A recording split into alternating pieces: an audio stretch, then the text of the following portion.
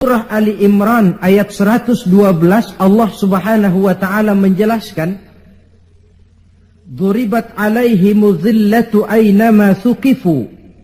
Dimanapun mereka berada, mereka akan ditimpa oleh kehinaan. Illa bihablim minallah wa hablim minan nas. Kecuali mereka yang teguh berpegang dengan tali Allah, agama ini, wa hablim minan nas, dan tali hidup bermasyarakat. Waba'u bighadabim minallah, mereka akan mendapat murka dari Allah. Waduribat alaihimul maskana, juga ditimpakan kehinaan dan kerendahan kepada mereka. Kenapa ditimpakan kehinaan, kerendahan?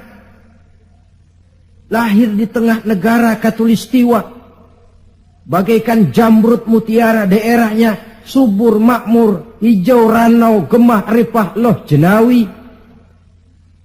Tapi kadang-kadang tertimpa kelaparan, tertimpa ketakutan. Apa penyebabnya? 4 penyebab utama. Pertama, yakfuruna bi ayatillah. Mereka ingkar dengan ayat-ayat Allah. Baik ayat yang terucap oleh Allah yang kita namakan wahyu, Al-Quran, atau ayat yang tercipta oleh Allah, alam ini. Mereka ingkar, mereka ambil manfaat dari alam, mereka kuras alam, tapi mereka tidak pernah syukur kepada Sang Pencipta alam. Kalau bahasa kasarnya kira-kira Tuhan kan jengkel. Bumi gue aja lu manfaatin gue nya, lu gak mau sembah. Ingkar, kafir kepada ayat Allah, itu yang mendatangkan musibah. Dijelaskan dalam An-Nahl 112, wa daraballahu mathalan qaryatan kanat aminatan mutmainnah. Allah memberikan satu contoh tentang kampung, kota, negara yang aman, tenang, tentram, damai. Ya'tiha rizquha raghadan min kulli makan. Rizkinya datang dari arah manapun saja. Apa saja ditanam tumbuh menghasilkan buah yang bermanfaat. Air mengalir dengan jernih, sawah terhampar luas hijau menguning, rempah-rempahnya tidak terkira lagi. Fakafarat bi an'umillah, tapi penduduknya ingkar kepada nikmat Allah. Apa yang terjadi? Fa'azaqahallahu libasal ju'i wal khauf bima kanu yasna'un. Akibatnya Allah hantam mereka dengan kelaparan dan ketakutan dari sebab ulah mereka sendiri. Jadi musibah yang merupakan azab itu datang, penyebab pertamanya orang kufur kepada ayat-ayat Allah. Baik yang terucap oleh Allah, yaitu wahyu, atau kufur kepada ayat yang tercipta oleh Allah, yakni alam yang terbentang ini. Penyebab yang kedua, wa yaqtuluna al-anbiya'a bighairi haqq. Mereka membunuh para nabi tanpa alasan yang benar. Membunuh nabi. Loh Pak, zaman sekarang kan gak ada nabi, bagaimana kita mau membunuh nabi?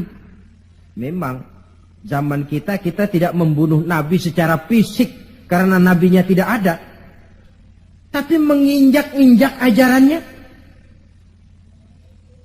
meletakkan ajarannya di bawah rasio,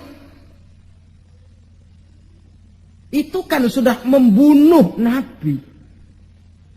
Buat apa kita agungkan namanya kalau kita injak ajarannya? Buat apa kita sebut dan kita sanjung dia kalau kita belakangi perintahnya?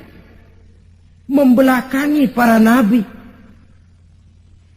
Itu sudah pembunuhan kepada para nabi, pembunuhan gaya modern zaman kita sekarang ini. Muhammad itu manusia biasa. Sebagai manusia kan dia bisa salah. Karena itu yang mutlak cuma Quran. Hadis, sunnah itu bikinan Nabi saja, itu kan sejarah. Jadi sumber agama cuma Quran. Muncullah orang-orang yang ingkar sunnah. Itu kan juga membunuh Nabi. Wa yaqtuluna al-anbiya'a bighairi haqq.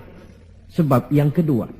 Adapun sebab yang ketiga, Dzalika bima asaw, perbuatan maksiat yang merajalela, dikerjakan terang-terangan.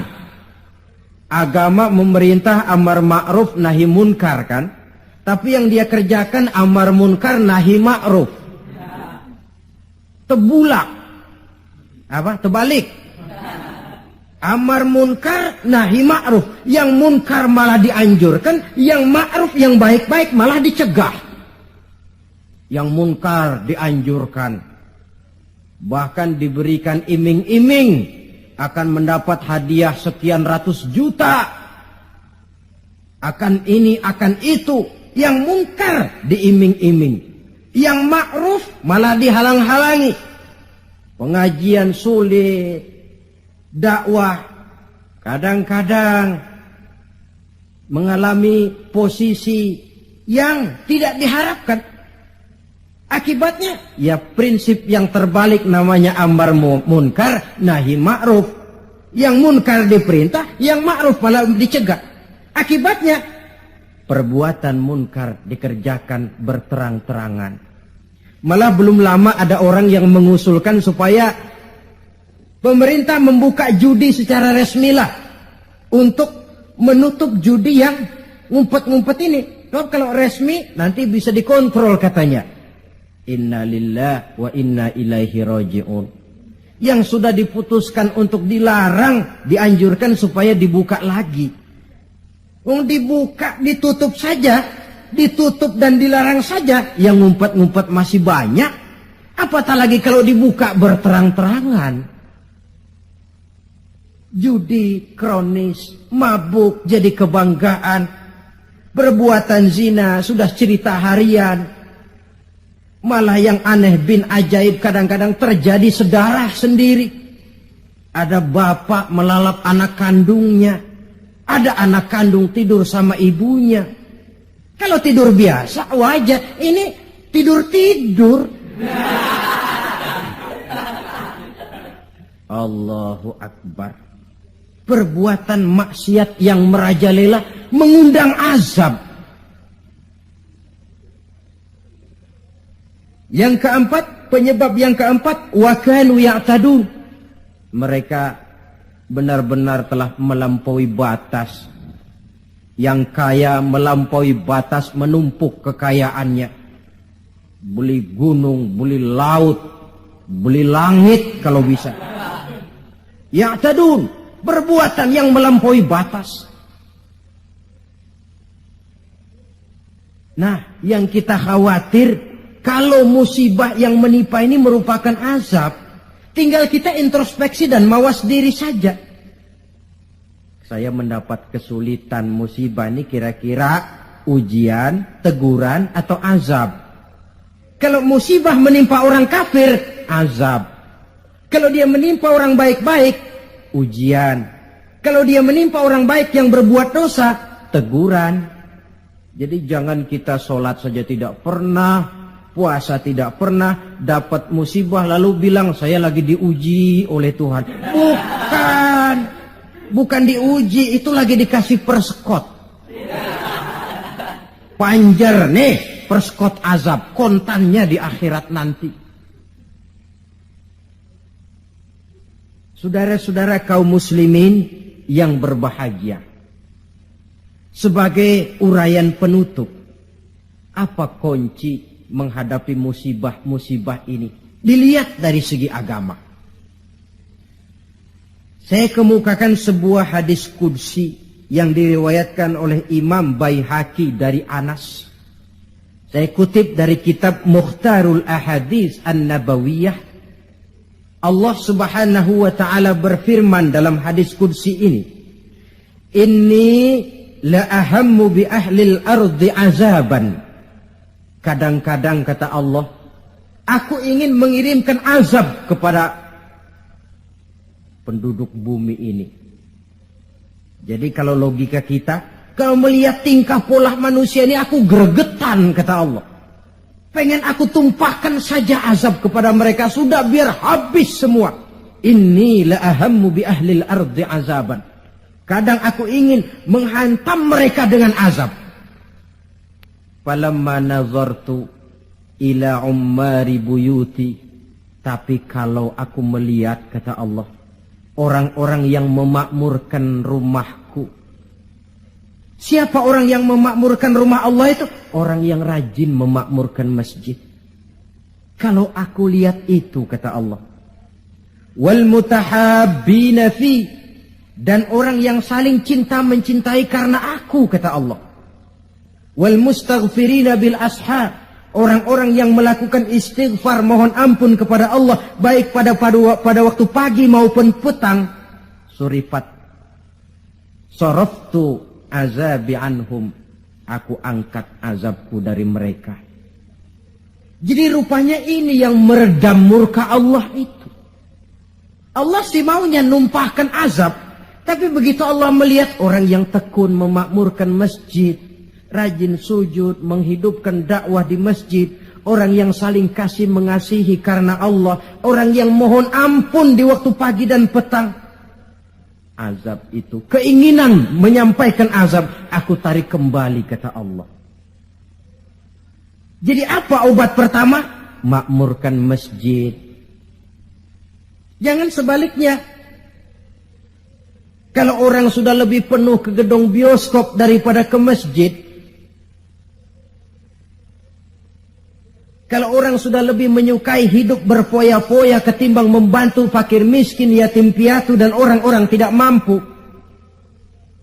Kalau koran sudah jadi bacaan wajib sementara Quran cuma sekedar hiasan rak di rumah, tidak ada lagi nanti yang dipandang-pandang Allah.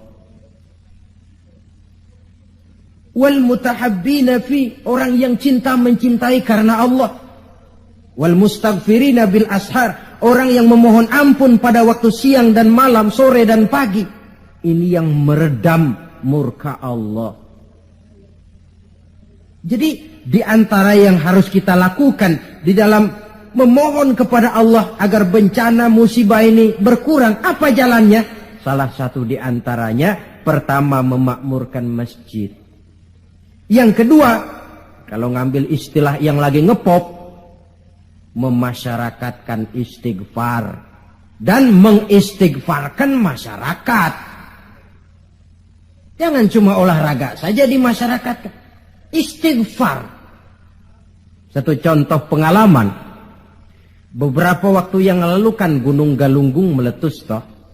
Meletus apa meletus? Meletus. Di kaki Gunung Galunggung, di desa yang namanya Kikisik, tinggal seorang ajengan, kiai kalau di Jakarta bilang, ajengan Sadili. Beliau belum lama meninggal dunia.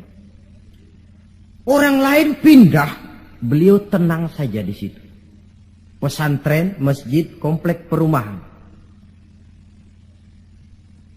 Saya pernah berziarah ke tempat beliau pada saat gunung sedang aktif, meletus. Saya tanya, ajengan, apa ndak kepengen hijrah? Hijrah? Iya. Saya malah menganjurkan, kata beliau.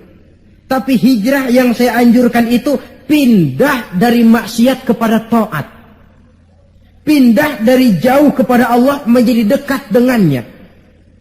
Pindah dari menentang Allah menjadi taat kepadanya. Pindah dari malas ibadah menjadi rajin ibadah. Hanya dengan hijrah macam ini insya Allah Galunggung reda. Sebab siapa sangka dia bakal meletus. Tidak diawasi. Tidak masuk gunung yang frekuensinya itu membahayakan dalam waktu singkat seperti Anak Krakatau atau Merapi. Tahu-tahu meletus. Dan letusannya cukup lama, memakan waktu 1 bulan lebih. Nggak, saya bilang ajengan, maksud saya hijrah pindah tempat tinggal. Ini bahaya kelas 1. Kalau lahar jatuh habis ini. Lalu beliau membacakan satu ayat yang saya tercenung. Apa ayat yang beliau baca? Wa ma kana li nafsin an tamuta illa biiznillah. Tidak ada orang akan mati kalau bukan dengan izin Allah. Biar saya tetap di sini, kalau Allah tidak izinkan saya mati, insya Allah saya selamat. Lantaran yang ngomong kiai, ahli ibadah, saya setuju. Tapi kalau yang ngomong okem, Biar saya di sini, kalau Allah nggak izinkan kan saya selamat. Alah, jangan bertingkah lah, pindah aja. Kita ini kan kadang-kadang tidak melihat makom ya, kedudukan di sisi Allah. Orang lain baca ini bisa begini ya, orang lain kiai, kita yang bukan kiai, lalu mau ikut-ikutan. Nabi Ibrahim masuk ke api, lalu ada ayat, ya narukuni bardan wassalaman ala Ibrahim. Hei api dingin, kamu selamatkan Ibrahim. Nabi Ibrahim, ya selamat, api dingin. Lalu kita masuk ke api, baca ayat tadi, mateng.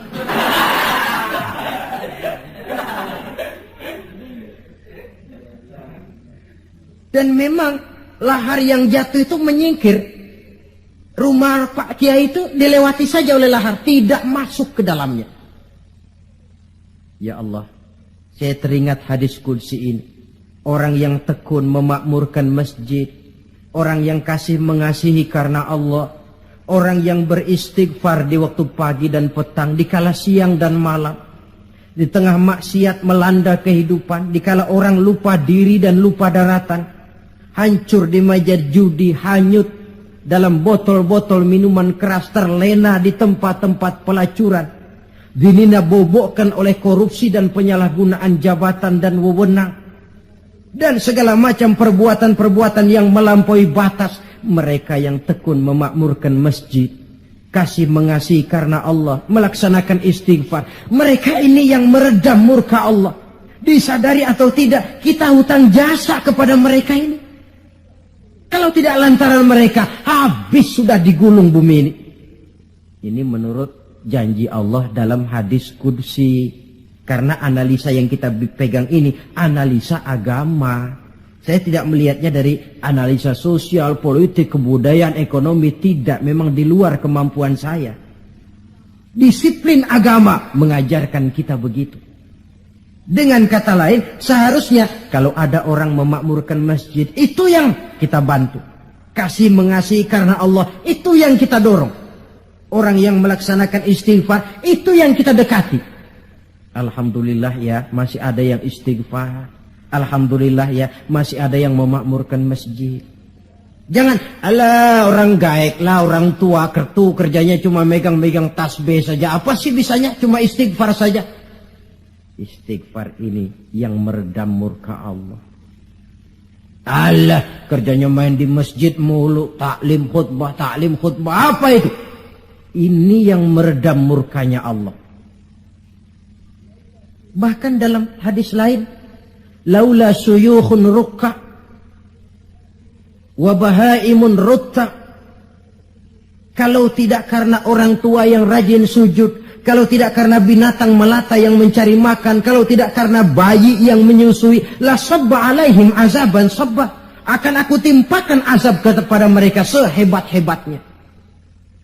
Bayi yang masih menyusui, yang masih bersih dari segala dosa, yang masih punya masa depan, orang-orang tua yang rajin sujud kepada Allah, ini peredam murkanya Allah. Jadi kesimpulan di antara resep mengatasi musibah akhir-akhir ini dari kacamata agama, pertama makmurkan masjid, yang kedua tumbuhkan saling kasih mengasihi karena Allah, yang ketiga memasyarakatkan istighfar dan mengistighfarkan masyarakat. Kaum muslimin, inilah saja yang kita bicarakan pada pertemuan kali ini. Semoga ada manfaatnya. Terima kasih atas segala perhatian. Mohon maaf atas segala kekurangan. Usikum wa nafsi bitaqwallah. Wassalamualaikum warahmatullahi wabarakatuh.